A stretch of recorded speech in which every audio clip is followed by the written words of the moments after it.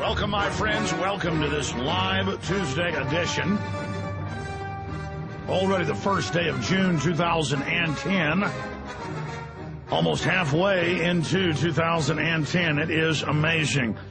Obviously, we're going to be talking a lot about the Israeli commando takeover of at least 7 ships in the Mediterranean international waters yesterday. And I'm going to look at this from every different angle and from different perspectives.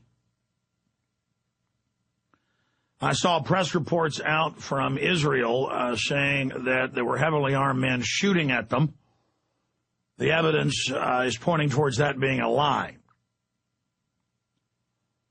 But then some of the A groups were on record saying that they didn't fight in any way, and I even saw videos posted by Al Jazeera and Press TV stating that. Then you'd watch the video, you could clearly see people beating Israeli commandos over the head with lead pipes, what appears to be steel or lead-heavy pipes. The issue is, though, is the raid illegal under international law? If Israel could prove that there were weapons on board, then any government can run blockades if they are given authorization by their own government to do so. The question is, how will that stand up in the international community? But nevertheless, images of commandos and attack boats, patrol boats, bullhorning and firing flashbangs and tear gas and what appears to be machine gun fire onto the ships before the people fight back with lead pipes. The media is going to call the commandos heroes. They're going to call people fighting commandos with machine guns cowards. Just like if the government of Israel or the U.S. nukes Iran, if Iran fires back at those B-1 bombers or on the B-2 bombers with a slingshot, with a spitball thrower. In fact, if Iran so much as cussed at the nuclear fireball coming at them, there will be screaming and yelling, and the media will be pulling its hair out, saying we have never seen such an evil. If the Iranians take shelter in bunkers as nukes are dropped on them, that will be called an act of terrorism. If they come and stand in the city squares and worship the hydrogen bombs as they detonate 1,000 feet above them in an airburst, that will be called terror. If they take their shirts off so the fireball can kill them better, that will be called an act of psychopathic demon terrorism. You have to understand how this works. Those lead pipes are now nuclear weapons on board those cruise ships. People with pipes basically have the equivalent of the sword of Damocles. A lead pipe is now the most powerful thing in the universe. It's more powerful than a black hole. It's more powerful than a supernova. It's more powerful than the Big Bang. Nothing is more powerful than a pipe. You understand that? And nothing is more satanic and evil, and nothing is more destructive. Okay, now I'm really going off the deep end with sarcasm today, my friends.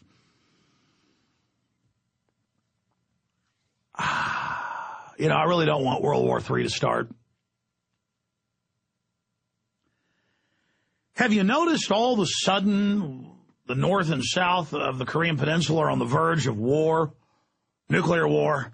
Have you noticed all of a sudden Israel's got nuclear subs off the coast threatening to nuke Iran? Have you noticed all of a sudden the banks are collapsing all around us and there's all sorts of bizarre financial implosions happening? Have you noticed just everything's happening at once? Wonder why that is, because there's a quickening taking place.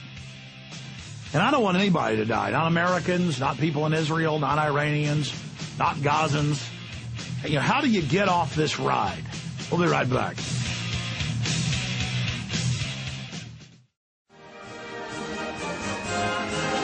June 1st, 2010. Thank you for joining us. Mike Rivero comes on once a month.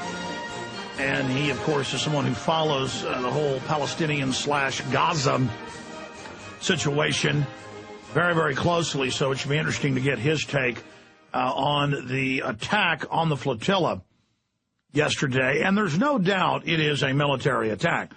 I've watched Sky News footage from Press TV. I've watched Al Jazeera footage. I've watched the internet feeds that were recorded live and transmitted over cell phone off of the ships via Skype video. And the Israelis pull up in their gunboats, and they, bare minimum, begin firing tear gas rounds and flashbang grenades, which can really hurt you. In fact, they can give you third-degree burns over your entire body.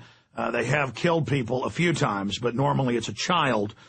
Here in the U.S., they're used on almost every SWAT team entry, and they've been thrown into cribs and into children's beds and blown their faces off, caught them on fire. You've of course seen that on the news. The point is, that's a bare minimum. Now, the Arab news and the pro-Palestine news, they have clearly been doing some spinning as well. So have the Israelis. They say they were fired on with machine gun fire immediately, before the ships even boarded. I find that hard to believe, but Israel is bold. Israel is wild. In fact, I've seen quotes out of the Knesset about we have to act like wild dogs, mad dogs, to scare the Arab nations. So when you hear Ahmadinejad quoting them as mad dogs, that's a quote out of the Knesset about we're cornered. They're all against us, so we've got to intimidate them by acting like mad dogs, or rabid dogs is another quote. So that might be the case, but because I happen to have done a little research about naval blockades and boarding parties, the way the Israelis do it, the way the British does it, the way the U.S. does it, it's all basically exactly the same. And that's what happened here.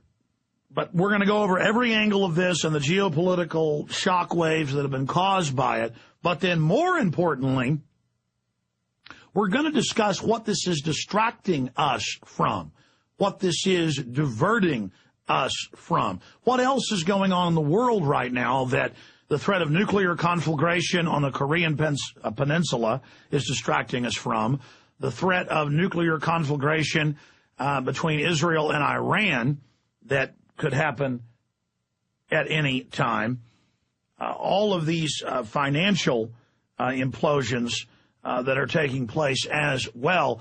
What does all of this serve as a distraction for? Well, they all serve as distractions for each other. That's what they serve as. I mean, here's just some of the insane headlines. Israel stations nuclear missile subs off Iran. Times of London. Here's a AP article.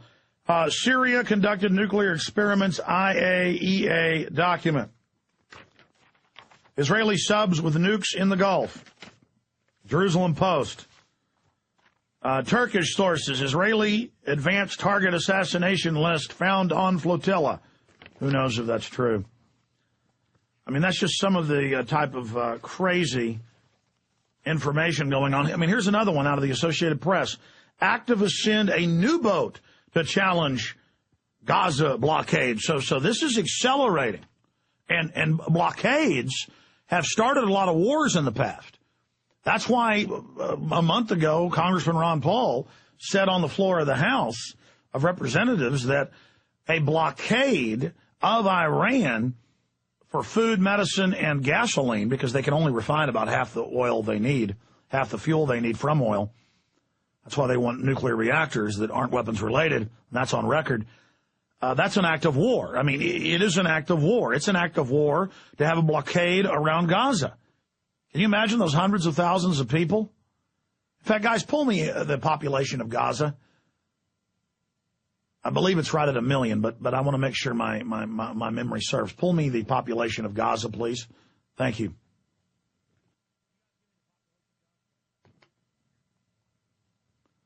So, all of that is happening, and I want to go over all the developments here in a moment.